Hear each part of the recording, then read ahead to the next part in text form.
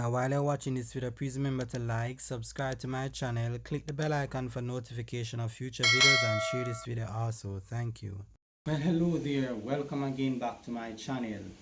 You would have seen my video that I posted earlier today, and in the video I ended by saying see you all later, right?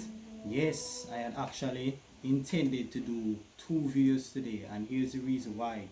The reason why I have chosen to do 2 videos today, it is because of lately I haven't been doing much Sabbath or Old Covenant videos. When I say Old Covenant, you know, on Sundays I normally touch on Seventh-day Adventism and, you know, persons who ascribe to Old Covenant. That's what I normally do on Sunday, right? But on Saturdays too, it's supposed to be a day where I do that as well.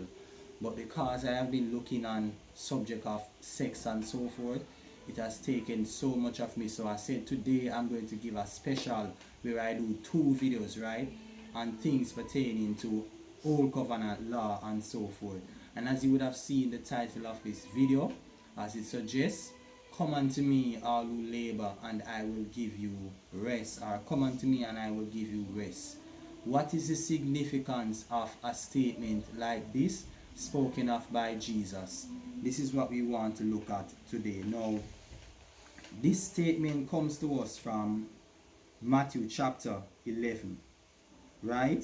And the very fact that when you read Matthew chapter 12, you see that immediately after Jesus finished his statement in saying, come unto me and I will give you rest, it tells you that in chapter 12, Matthew 12, at that time Jesus went on the Sabbath day, right? So chapter 12 is a continuation of chapter 11, you know, right? I've said this before, that when you read the actual scrolls, right, wherein the scriptures was written on, there are no chapters there. Everything flows as a sequence. It's we persons who translate them actually sectionize it in chapters and verses and so forth in order to make things easier to understand. So that said, when Jesus said, come unto me all who labor and I will give you rest, and then immediately after it says at that time, it was during that same time that Jesus went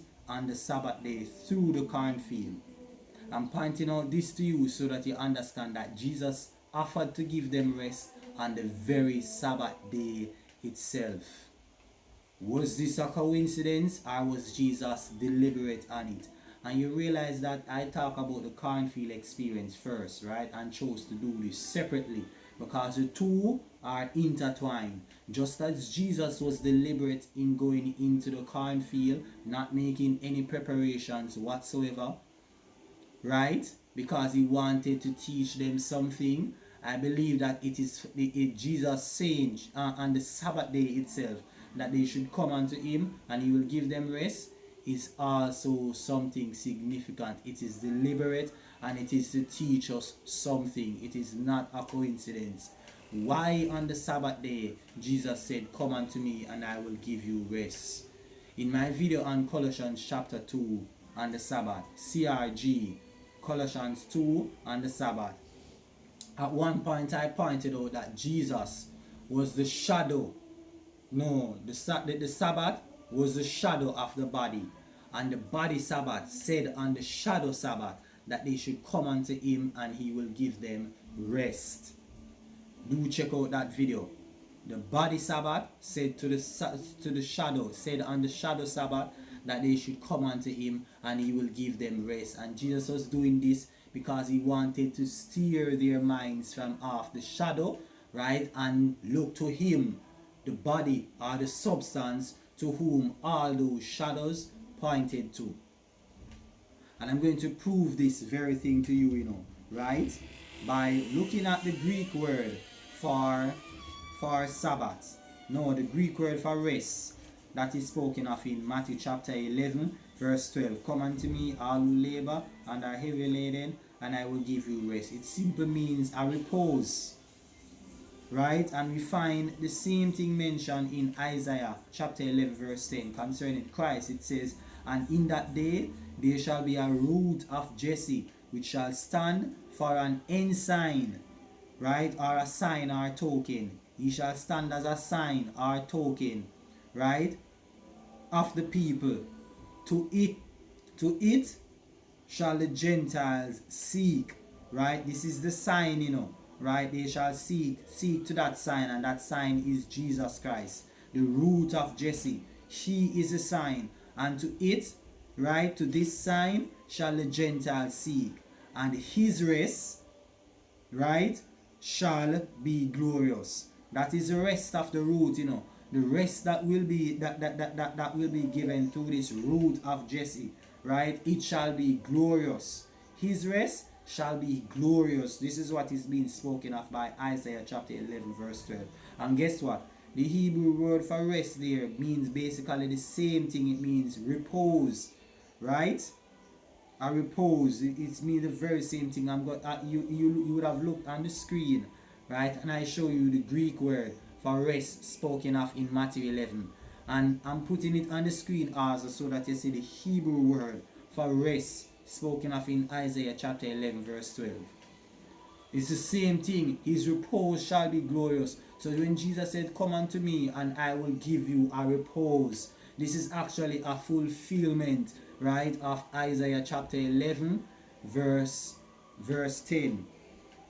Isaiah 11 verse 10, right? This is something that was actually prophesied, that the root of Jesse would give the people rest.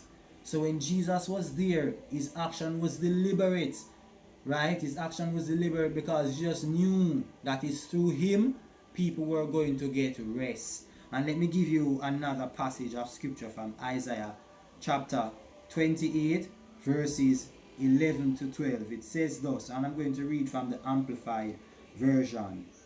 No, but the Lord will teach the rebels in a more humiliating way. By men with stammering lips and another tongue will he speak to this people, says Isaiah, and teach them his lessons. Right?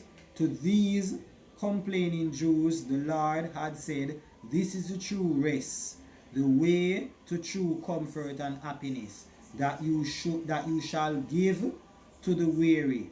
This is the true refreshing rest. Yet they would not listen to his teaching. Now, to be fair, I'm going to give it from different translation. Let's try NLT. It says, so now God will have to speak to his people through foreign oppressors who speak a strange language. God has told his people, here is a place of rest. Let the weary rest here. This is a place of rest, but they would not listen. One final one. The NASB. Indeed, he will speak to these people through stammering lips and a foreign tongue. He who said to them, here is rest, give rest to the weary, and here is repose, but they would not listen. Now this was fulfilled in Acts chapter 2, when it tells that with a stammering lips and another tongue I will speak to these people. This was fulfilled in Acts chapter 2, right? And we see that Isaiah is basically saying here that this is the rest, right, wherein you shall cause the weary to rest. This is the true rest and refreshing, right? Yet they would not hear. They would not hear, This is what Isaiah ended by saying, that they would not hear. My apologies for that, guys. I forgot to actually turn on this. Sometimes my app goes off. So anyways, this is the rest that was to be given to the people, but yet still they would not hear. And we find that from after on the day of Pentecost, the Jews in particular, they consistently fighted and tried to thwart the work of the apostles. They would not listen, that the true rest was basically given to them, and this rest is founded in Jesus Christ. Remember now that on Acts chapter 2, when they spoke with another tongues and so forth, Jesus was actually preached on that day, right? He is the true rest, and this is what he had spoken in Matthew chapter 11. Come to me and I will give you rest. So in Acts chapter 2 now, this is what was being communicated. Christ was being preached, right? Through whom all men should receive rest according to Isaiah chapter 11 verse 10 and Isaiah 28. Yes, this is a true rest that was supposed to be given to all mankind, right? And this is the rest that is spoken of in Hebrews chapter 4, which many Sabbatarians seem to try to misconstrue. But granted, all that I have given unto you to this day, all the evidences that I have given to you, that what Jesus was trying to communicate, that the time for the shadows are now to be relinquished or done away. Focus on me now, right, through whom you should actually receive this rest. This is what Jesus was actually doing on the Sabbath day. Why else would he have chosen to actually say something like this on the Sabbath day, except for the very reason that that the Jews and disciples and so forth, they would understand that the purpose for the Sabbath is to basically give rest. But Jesus saying on the Sabbath day, the rest day, that you should come to me and I will give you rest. Come on now, brethren. It is obvious that Jesus is trying to convey to them that he now is the rest that they should look to. We find that the shadow Sabbath in Exodus chapter 20 says that remember the Sabbath day, right? 6 days you shall labor, right? But on the Sabbath day you shall rest. And here we find that Jesus saying, come unto me, all who labor, basically using sabbatical language, because the very Sabbath itself, the law of the Sabbath, it spoke about laboring, right? 6 days, but on the 7th day you should rest. And here we find Jesus using sabbatical language by saying that, come to me, all who labor and are heavy laden, and I will give you rest. It doesn't get any clearer than this, guys. The Sabbatismus of Christians that we all are to look to now under this new covenant is the man Christ Jesus, not the law, not the letter, no, the body or the substance itself, which is Christ. He is the Sabbath that we are to look to, not the 7-day Sabbath. I have a study also on Hebrews chapter 4 titled The Sabbatismus of Christians.